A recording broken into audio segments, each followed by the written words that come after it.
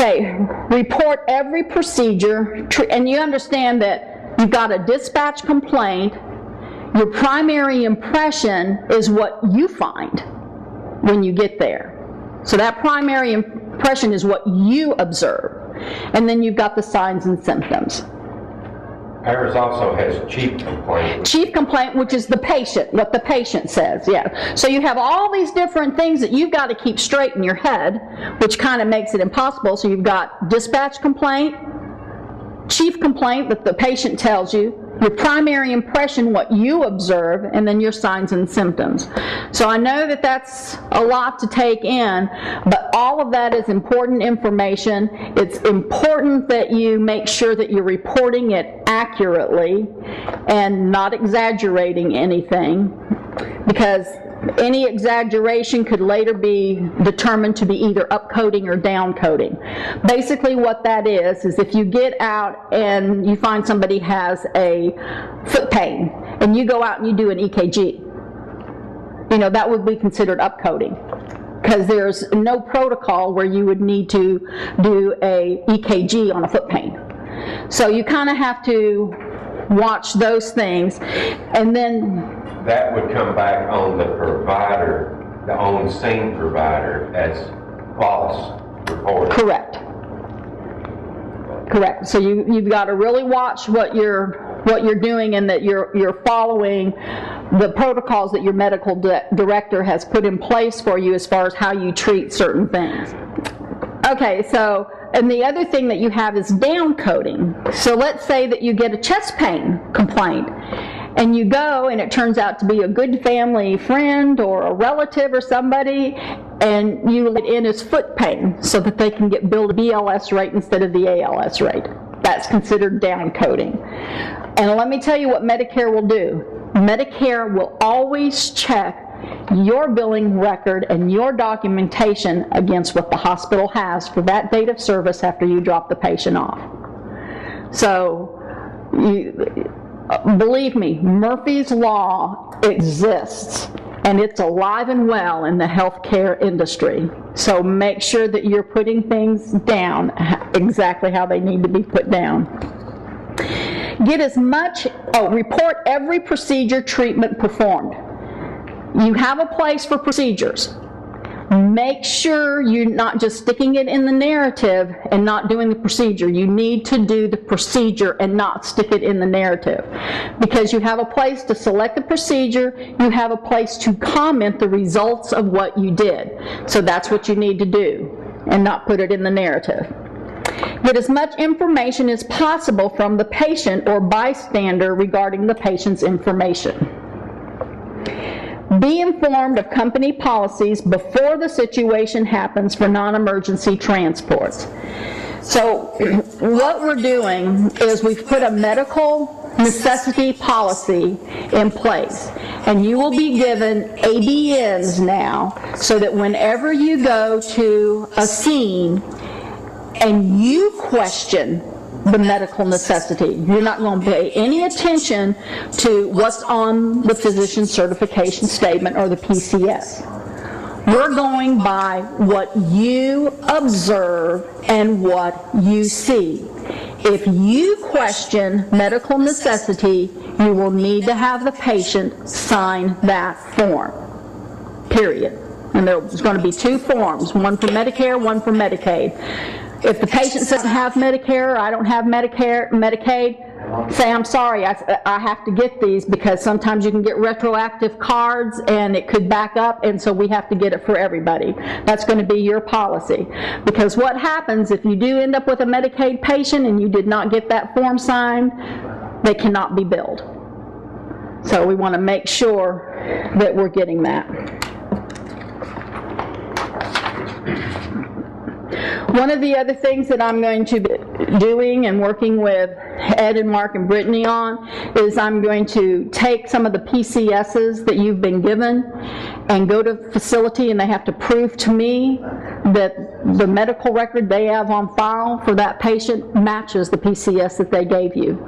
If it does not, I will work with them and explain to them how that would be considered fraud, and they need to change their policies and procedures, because next time I come around If they're still doing that, I will report them to the OIG.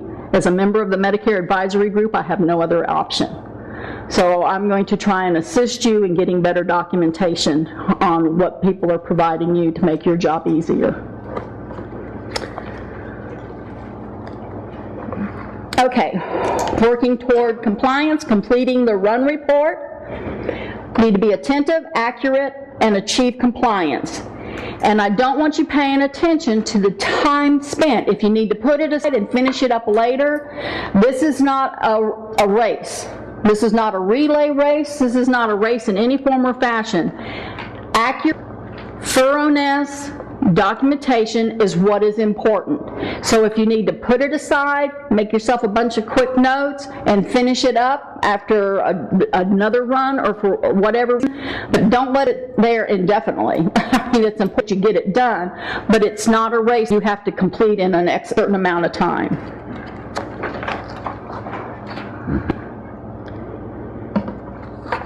Okay, responsibility. Now, I actually had a song that I taught the kids on this. It was Billy Bob, and they loved it. It was great, but I'm not even going to bother to go there with you all. But anyway, so responsibility is knowing and doing what is expected of me. And now we're getting into laws and regulations. We're going to be going over laws and regulations and how important those are, and I'm actually going to be talking to you about some of that.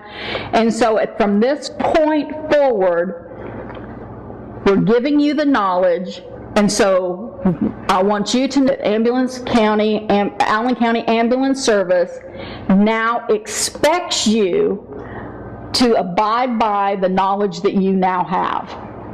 So they are going to be expecting that of you. I will keep all of my promises, no excuses make. I'll do all my work the best I can, whatever it may take. I will make things right when I do wrong to clear my conscience through. I will know and do what others are expecting me to do. So basically, if you make a mistake, own up to it. Things go much better for you if it's caught early on and things can be retracted than if you try to slip it under the rug and see what happens, because then that's when law comes in, because that's the run that will be audited. So if you make a mistake, you know you made the mistake, corrected. Laws and regulations. Oh, this is the fun part. Okay, so the first thing we're going to do is we're going to be obtaining information. And what is your commitment level going to be? When I come back on December the 3rd to finish up the training, at that point in time, I'm also bringing they're actually going to be at the printers. I'm finished proofing them, but I've done 120 questions and answers on all like different compliance type of things, the different laws, the different regulations, acronyms and everything. We've assigned 10, 20, and 30 points value to these questions, and they're going to be in a nice little box. And so this is how you're going to obtain information. So when you're at the service, you're on duty, and instead of sitting and watching TV every now and then, you can pull this box up and go through and learn some of those things. And then next year when we come back to do the compliance, we're actually going to have quiz matches. And we'll have awards and some prizes and different things to help get you doing those. And they're not hard, they're real easy, you know, but it's just something. Plus, you get credit for the time you spend on those cards as part of your compliance training. So what is your commitment to understanding the laws and regulations regarding compliance, regarding ambulance transport? So what we have is we have HIPAA. Everybody knows what HIPAA's been around for a long time, and this is pretty much patient security. And so patient security means that you do not disclose any information about a patient to anybody. You don't take pictures and put it on Facebook. You don't write about a run on Facebook. You don't do anything that could compromise a patient's security. Anti-kickback. Anti-kickback is anything where it looks like you are doing a favor for somebody in order to get a better result. And this really goes with the facilities, like the nursing facilities. Like if you were offering the nursing facility, you would do transports for less than Medicare rates, that could be considered anti-kickback, because it looks like you're wanting to get more service from them, have them call you more in order to be able to bill. So you kind of have to, there's not a lot of anti-kickback that you all would be responsible for, but we're checking into a couple of areas that Mark brought up and Brittany brought up, and I didn't have the answer, so I'll be going back and researching that to make sure you all are not doing something under the anti-kickback law that you should be doing. I think you're safe, but I don't want to make that blatant statement when I haven't specifically researched that issue. EMTALA. Do y'all know what EMTALA is, or what it's also known as? It's patient dumping. And that's basically, EMTALA means if a patient is in a specific area at an emergency room department and they obviously have a medical need that is required to provide those medical services, regardless of it, whether or not that patient has insurance.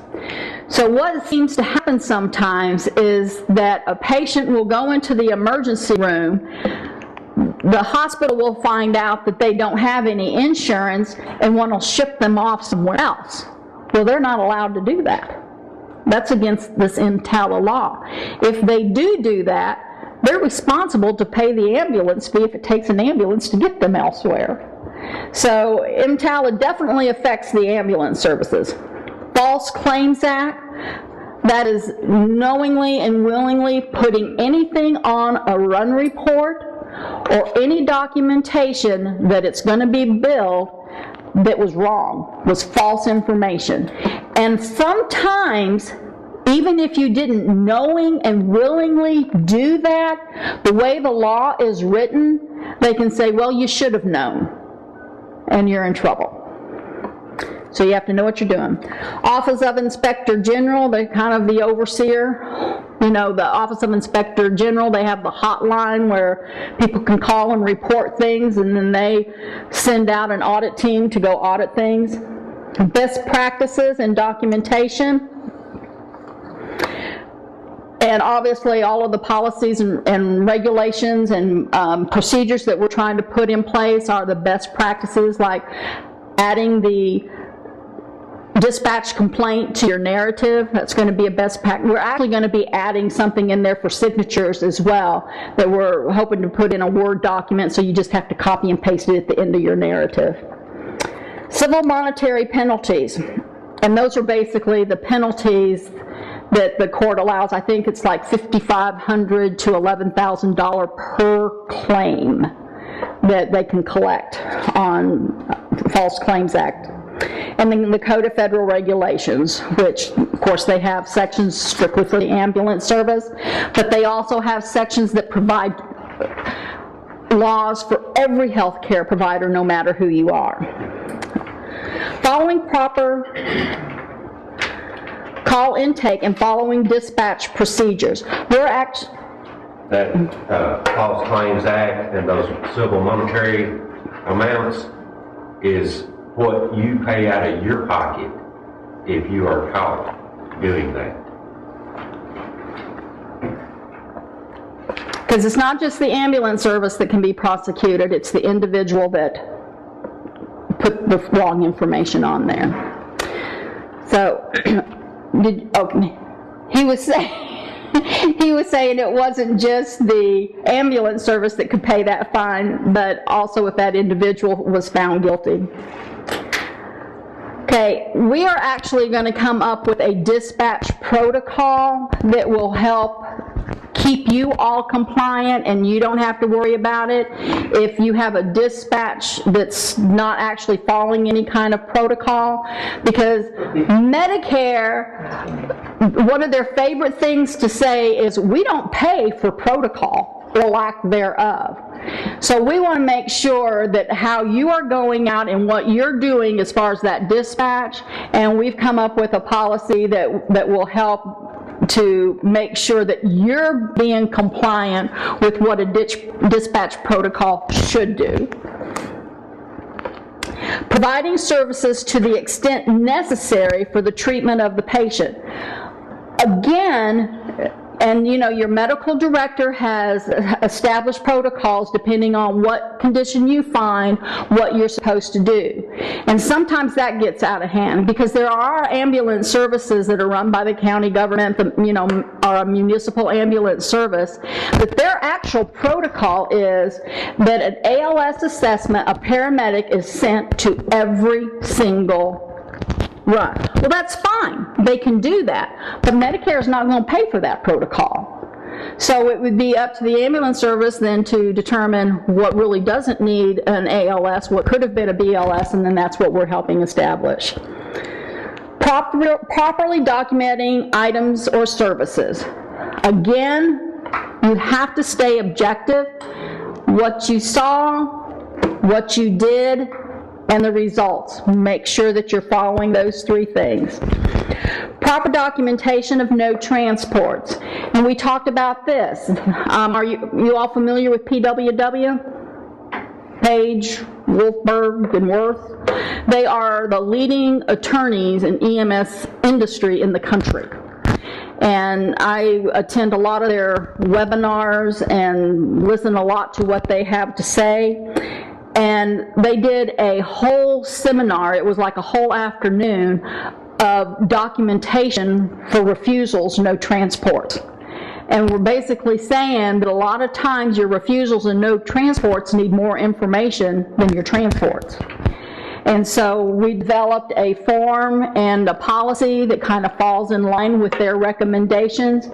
And Ed was explaining to me that a lot of times, you know, if you're the only ambulance service at a accident scene and you've got these people that need to be transported, you don't have time to get all of this information from somebody that isn't. So that's just something you'll have to document at that point in time and make sure you're documenting why you didn't get any more information than you did. So we're going over that with you. Proper documentation when pronouncement of death at scene. That's very important. It's extremely important to know if pronouncement of death came before dispatch or after dispatch or on your way to the hospital. Those are three important things on the pronouncement of death that you need to make sure is in your narrative.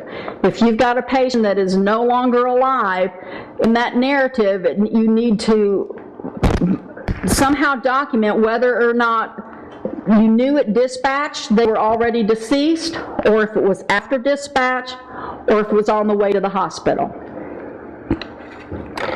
Security of and protection of confidential patient information. We've kind of gone over that. That is so important that you maintain that patient's security with any information that they give you.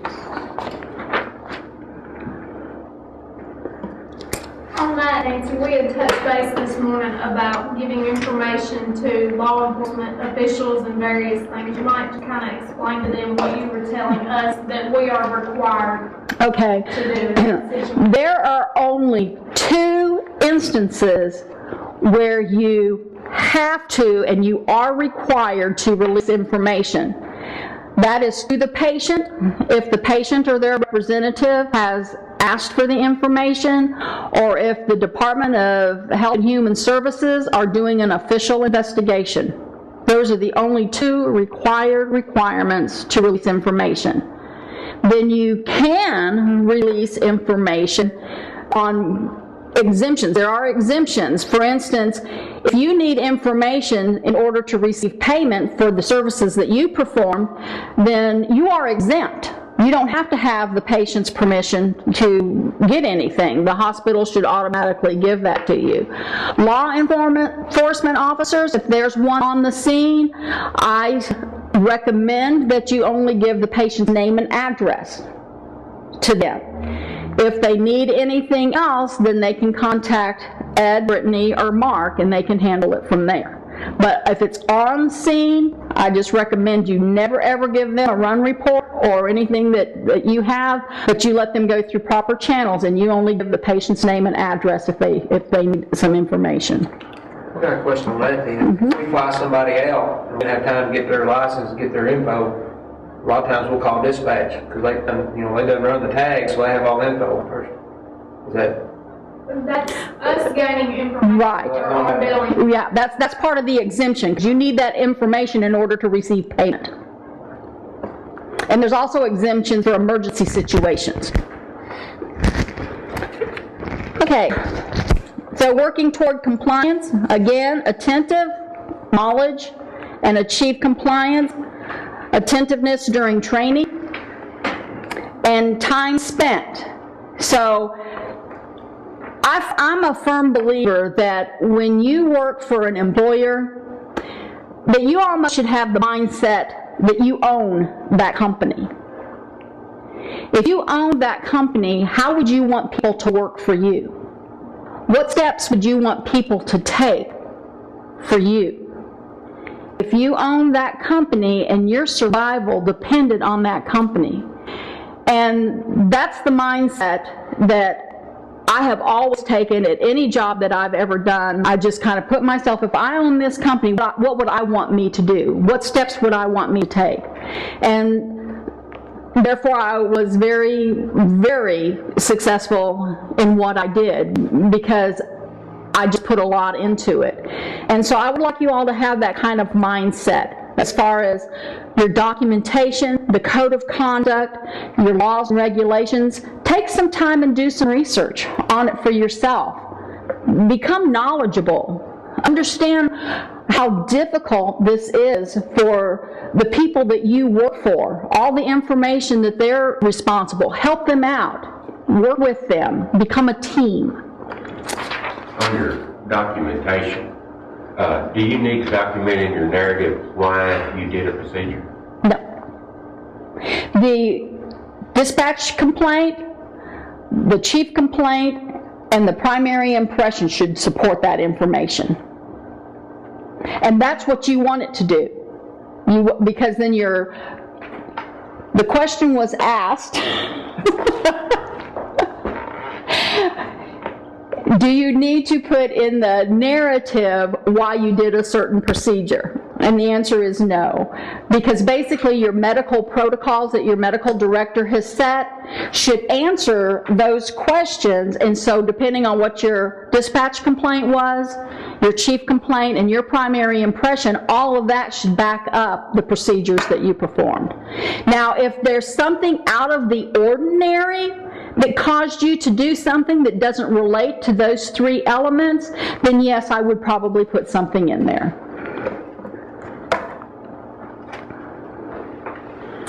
Okay, contact information. Here, compliance officer is Ed Taylor.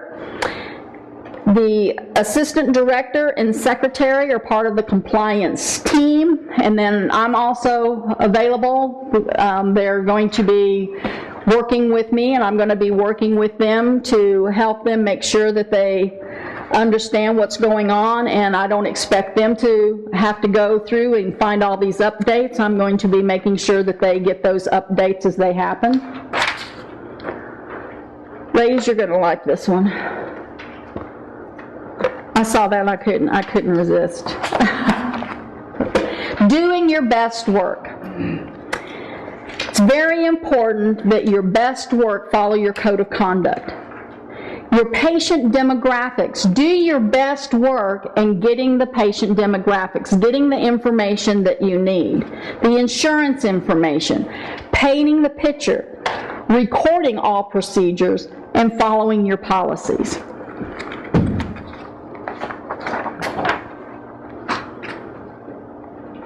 Okay, discussion. What have we learned? So, have you all learned anything today that you didn't already know? Is that a yes or no? We already knew it all. Best practices.